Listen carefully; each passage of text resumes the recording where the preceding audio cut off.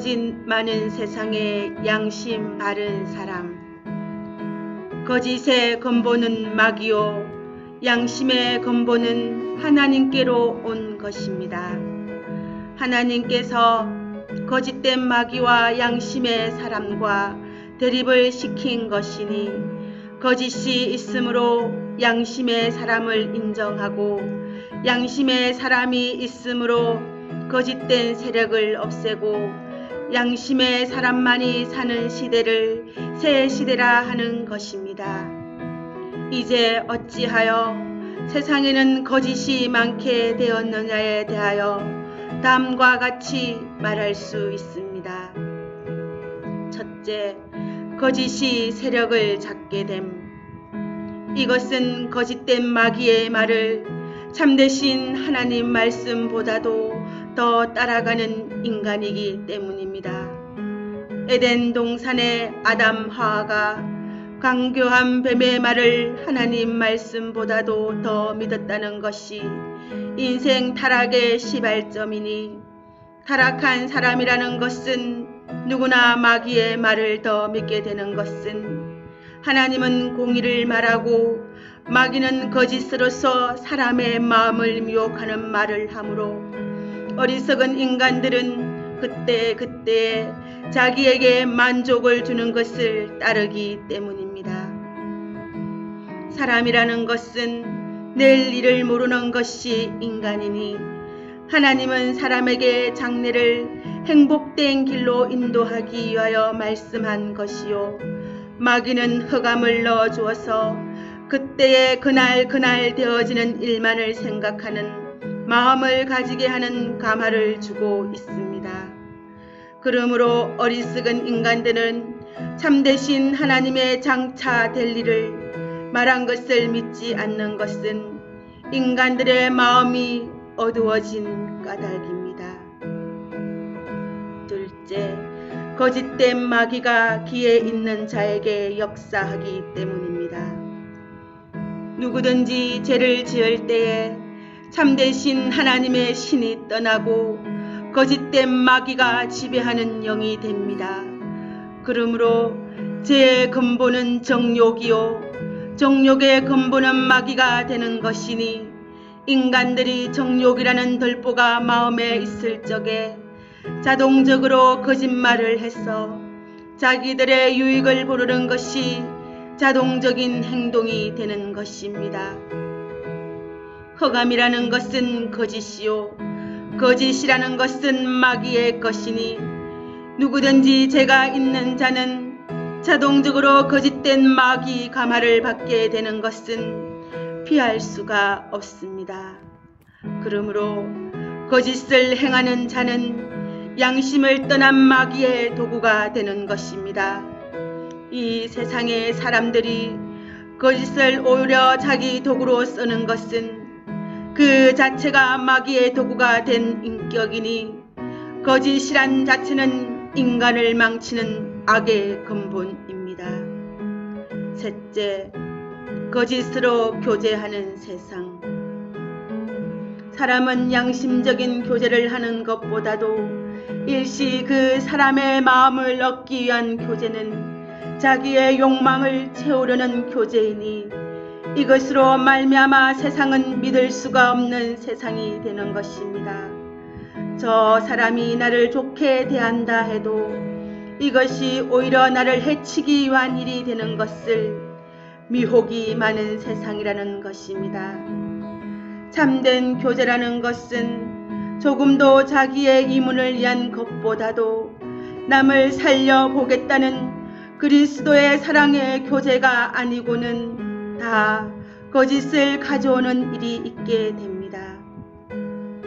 도덕적으로 사람이 볼 때에는 옳은 것 같으나 참되신 하나님께서 사람의 마음을 볼 때에 바리새 교인들이 아무리 남을 구제한다 하여도 주님은 독사의 자식이라고 책망했던 것입니다. 거짓 선지가 아무리 여러 가지 방법으로 사람의 마음을 끌어서 자기의 앞으로 사람을 모은다 해도 이것은 참된 교제가 아니요 자기의 목적을 달성할 야심에서 남을 이용하는 교제가 됩니다. 사람이 무조건 자기를 좋게 한다고 해서 마음을 두는 일도 속는 일이요, 자기를 일시 괴롭힌다고 해서 원망하는 것도 어리석은 행동이 될 것입니다. 이제 참된 양심의 사람에 대하여 말하자면 다음과 같습니다. 첫째, 양심으로 하나님을 경외하는 자. 사람의 양심이라는 것은 하나님을 경외하는 양심도 있고, 하나님을 경외하지 않으면서도 사람을 대하여는 양심도 있고, 또는 사람을 대하는 데 있어서 그 사람에게 무엇을 얻어보려는 데서 신용을 보이는 양심도 있습니다. 그러므로 하나님을 경외하는 양심 외에는 온전한 것을 소유할 수 없습니다. 하나님을 경외하는 양심에는 조금도 자기라는 것이 없이 하나님을 중심하여 하나님이 우리에게 약속하신 말씀을 믿는 양심에서 아무리 인간을 나를 존경하고 이롭게 한다 해도 진리에 합당하지 않다면 그것을 끊어버리는 것이 신앙 양심입니다. 이 양심으로만 하나님을 기쁘게 할 수 있습니다. 하나님은 이러한 자를 찾으십니다. 이러한 자에게 초자연적인 신의 세계를 체험하는 데서 하나님을 바로 알게 됩니다. 또는 양심으로 하나님을 경외하는 자라야 앞으로 될 미래의 비밀을 분명히 알게 됩니다.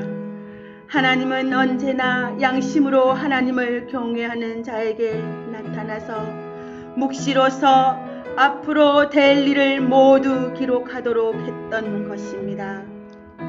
그러므로 성경을 보아도 하나님을 경외하는 양심이 있는 자라야 성경을 바로 깨닫게 되는 것입니다. 바리새 교인들이 아무리 성경을 많이 읽었지만 양심으로 하나님을 경외하지 않기 때문에 성경을 바로 알지 못하고 오히려 그리스도의 역사를 반대하는 대적이 되었던 것입니다. 둘째, 양심으로 남을 사랑하는 자. 하나님은 언제나 양심으로 남을 사랑하는 자에게 일할 수 있는 것으로 주시는 것입니다. 아무리 양심으로 하나님을 경외한다 하여도 사명 맡은 불타는 양심에서 남을 살려 부르는 행동이 없다면 큰 역사가 일어나지를 않습니다. 양심으로 하나님을 경외하되 보수적인 것도 있고 진보적인 것도 있는 것입니다.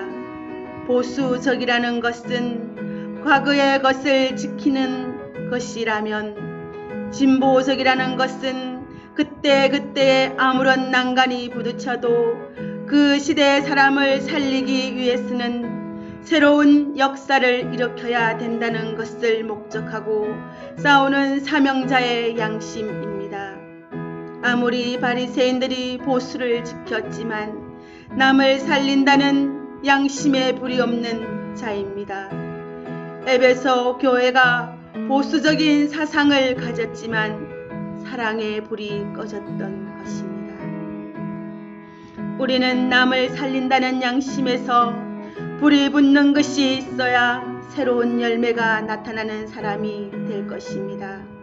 지금 아무리 거짓된 세상에서라도 이 시대를 바로 알고 환난과 재앙 속에서 남을 살려 부르는 불타는 마음을 가지고 나서는 자라야 권리 행사의 새로운 역사를 보게 될 것입니다. 하나님께서 예정한 일이 있다 하여도 불타는 사랑, 양심적인 사랑이 아니고는 아무런 역사를 할 수가 없으므로 언제나 악한 사회에도 사랑의 불이 붙는 자를 들어서 그 시대의 사람을 깨우치고 새로운 변천을 가져왔던 것입니다.